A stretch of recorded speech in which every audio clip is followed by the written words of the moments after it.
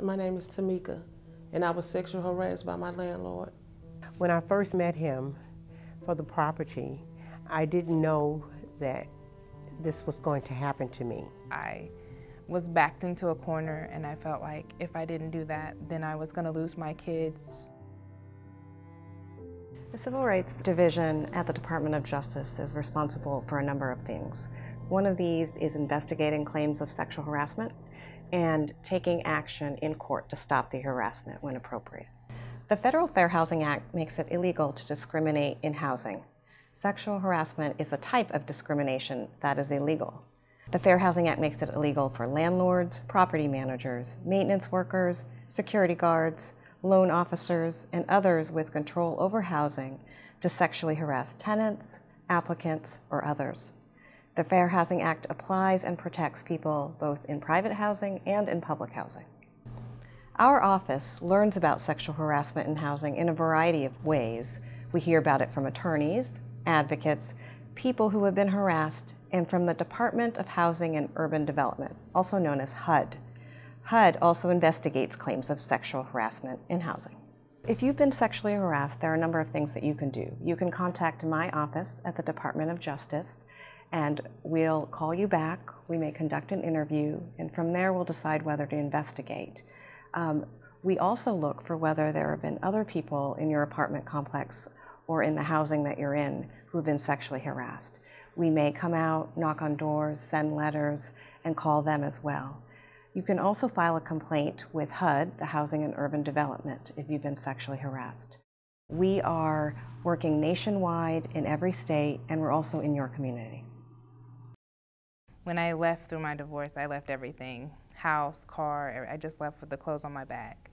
And so when I got approved in April, I called them, did all the paperwork for the housing authority, paid them their money, and then I moved into the apartment. So I get the apartment. I move in. The first month he comes to get his rent. There it is. How big my breast is, how big my lips are, you know, and I was like, stop talking to me that way and get out. He could tell that I was in need of a place, and I was in desperate need of a place at the time because I was running out of time. He was using what he had and what he knew to get what he wanted from me, which was a sexual encounter. He asked me, could he have sex with me? And I told him yes, because I needed the place to live, and he would come by and knock on my door, like I say, when he called, he would be like possibly outside, because by the time I hung up from him and maybe walked away from where the phone was, he was like maybe 2 or 3 minutes from the door, and I didn't have a choice, I had to do this. And I don't think he had to do it, but I had to. I had gotten a letter from the housing authority saying that if I didn't pay them like $500, then I was going to be evicted. So I called my property manager, and I asked him, I said, I don't understand, like my rent's due, everything's been paid, I don't understand. And so he was like, well, bring it up here and I'll see what I can do as far as looking into it. And I said, okay. So I thought he was talking about like a charity or something that I could go to, but I didn't know exactly that he was talking about, having sex with me at first. I was like, no. And then he just pressured me enough to where he was like, well, what are you gonna do? He was like, I got the money, so if you wanna do this, he was like, if you wanna have sex with me, then I will give you the money.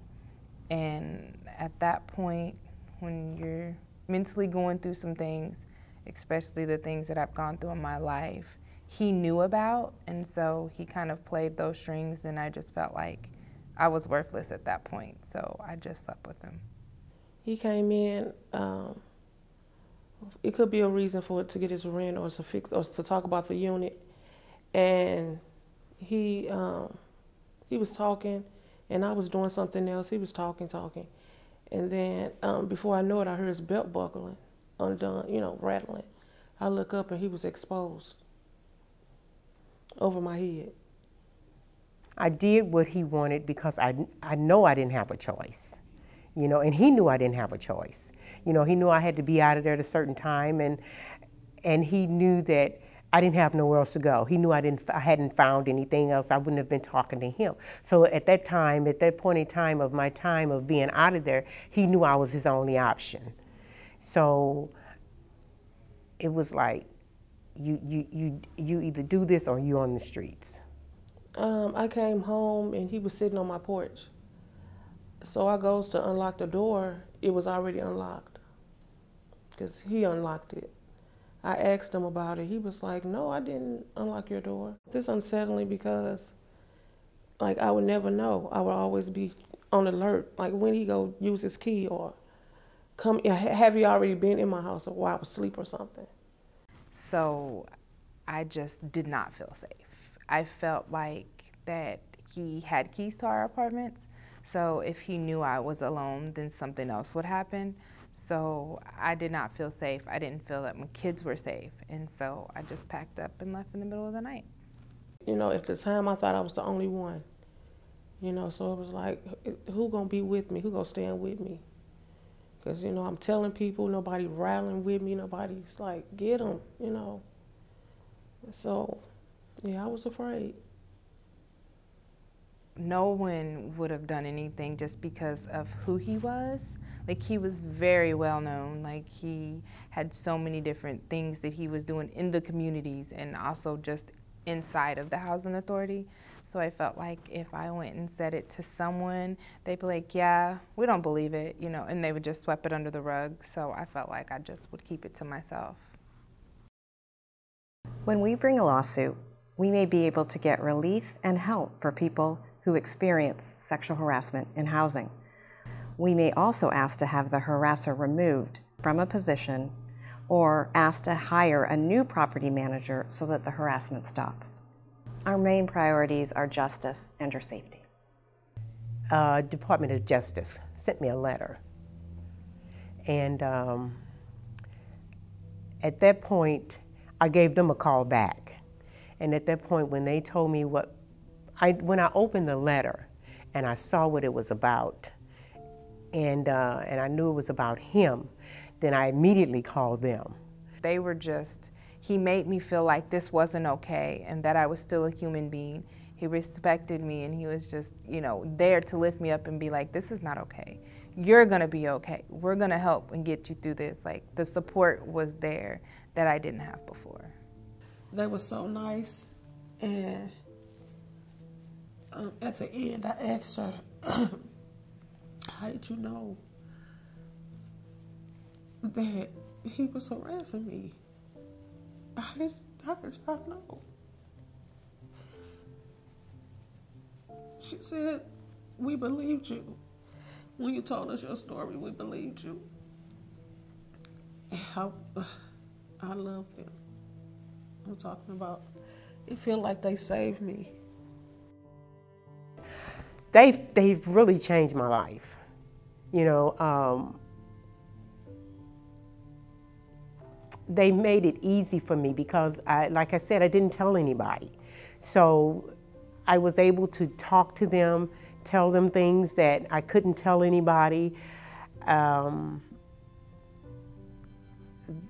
They were just, they helped me.